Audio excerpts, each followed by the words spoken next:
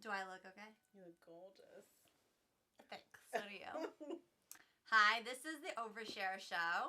A show where we overshare about parenting. I'm Tony. I'm Grace. And today we're going to be talking about that viral video about the 3-year-old boy negotiating with his mom over eating cupcakes for dinner.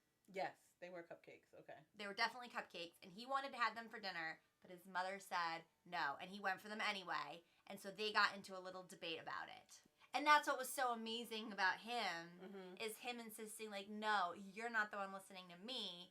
Yeah. I wanted cupcakes for dinner. Yes, she brilliantly filmed his negotiation skills in the kitchen. Yes. Yeah. Can I just say that I truly believe that I should create an arranged marriage between that little boy and my daughter. I think that would be... I think they would work really well together. They would drive each other slowly into insanity, like any good relationship and marriage. Yes. That's what it's about. He was like a little tiny adult. He was like modeling himself. Yes. From like adult behavior, and that's what made it so charming. That happens all the time too. The minute you start, negotiating with a 3-year-old, you see yourself reflected back immediately. They use the phrasing, that you use. Right, he's like, Linda, baby, Linda. Yeah, honey, listen. I mean, you could see, I didn't know what the mom looked like, but I could picture her. I know, you could see her disciplining him like he was almost disciplining her. Yeah, exactly. And the fact that he got the first part right. He's like, listen, and then it was just nonsense. Right, like his logic was totally flawed. There was no logic. He hadn't thought that far. Right. It was just, he had the, listen, honey, listen, He had that really perfect. Yeah. But it does bring up the conversation of how do we discipline a toddler who is totally irrational? Right. And really is grating on your nerves like nothing... And, like, no comparable person. Like, I don't think I've ever been as frustrated with a human being as I can be with my 3-year-old at times. I think that is almost the purpose of your child in your life. They will just, their job is to find limits. That's how they learn. You learn through contrast, and contrast is found at boundaries. And so they do that, with their behavior as well. Their behavioral boundaries, they want to see how far they can push you. So I have a child whose only response when, I try and discipline is raspberries. We could do a little role play right now. Yeah. I'll be Calvin.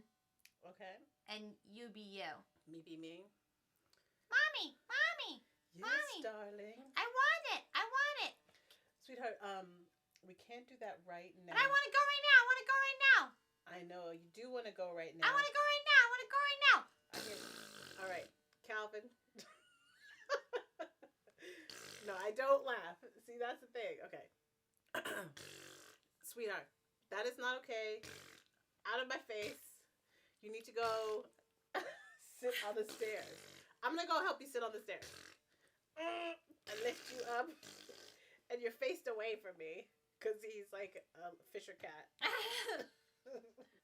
Get it together, kid. That was amazing parenting right there. Did anybody else witness my parenting? I felt like I sucked as a parent during that thing. I was like ashamed of my parenting during that role play. I was like starting to sweat. Like, how can I get this bear to stop spitting at me? My beak. It's interesting, this concept of, okay, you have this kid, you want this kid to behave, but you also want your kid as an adult to be opinionated, to have a voice. I mean, this kid in this video, you can tell he's going to have a personality. He's going to be someone that knows how to stand up for himself. He's going to be the type of man, that we value in culture. And so these attributes that are so frustrating in children are also something that you want to cultivate as an adult. I think with the raspberries, I've just learned to, give Calvin space, like a physical space where I'm like, you raspberry to your heart's content, and I'll talk to you after. Yeah, when you're done, when you're all done making spitting that noise and spittling into my overall direction, we can talk. Right. So I try not to shame him about it, like, you go to your room, you terrible person, raspberry over there. But it's like, I want him to take responsibility for his own process, and I don't have to be present during it. So have at it. How about you?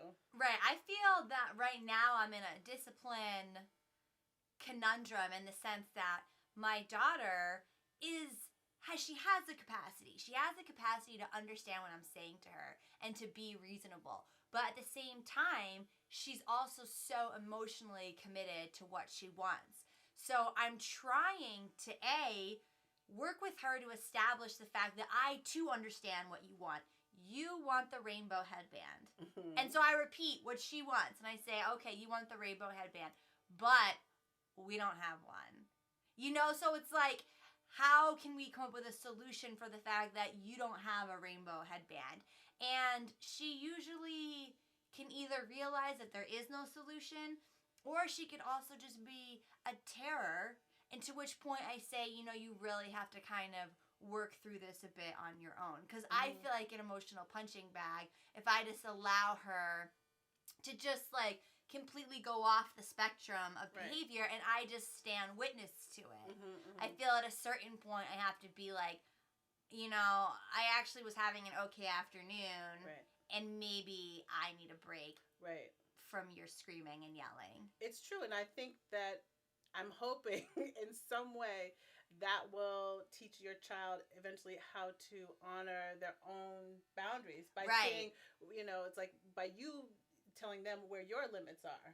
And, it is a dance because they're different on different days. When I've had no sleep and, other stuff has gotten to me, his raspberries are going to be in his room a lot faster than they might be on the day where you're more rested and you've had enough, and that's okay. Nutrition and and I think that eliciting empathy from I know, for some reason that made sense. When you had enough nutrition.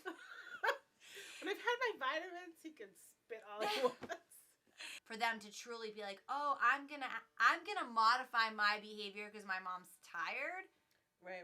I don't think I'm there yet with my kids. She's kind of like... There's no modifying. Yeah, she's like, that's great that you're sleepy. Good luck with that. But I want to wear my Hello Kitty shirt now. Yeah. And I don't care that it's wet. I have, in my past, called her an emotional terrorist. But that was only behind her back.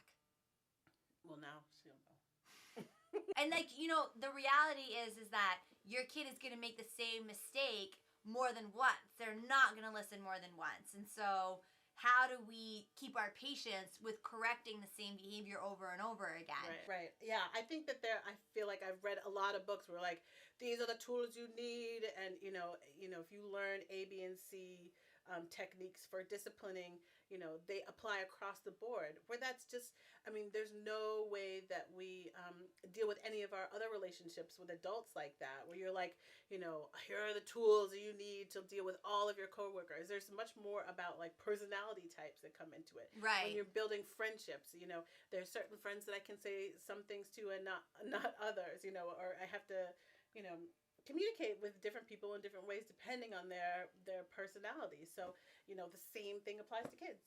So one of the things I think is super important when dealing with any disciplining strategy is that after everything is calmed down, to take a moment to talk about what happened with your child.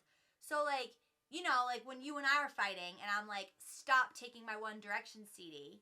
Right. And after, everything is calmed down and I'm not as angry as I once was, we could talk about how that was just a totally inhumane thing for you to do. So same thing with our kids. Right. You can say, this is how your behavior made me feel. And this is how... Love that One Direction. Gotta love it. They're cute. They're actually really good. Yeah, you don't want their last memory to be sitting alone on the stairs. Or, just... Right. The processing. Right. They have short memories. Right, they're like goldfish. Exactly. They need to know exactly why they got there. Right, because sometimes I've definitely had times where we've had a conflict about something and then later we're trying to talk about it and I'm like, well, I was upset because of this. And she was like, well, I was upset because Care Bears have belly badges. And I'm like, oh, I think... yours is more valid. Maybe. Yeah. I think we're both confused. Yeah, I've had that too. Cheers. Cheers.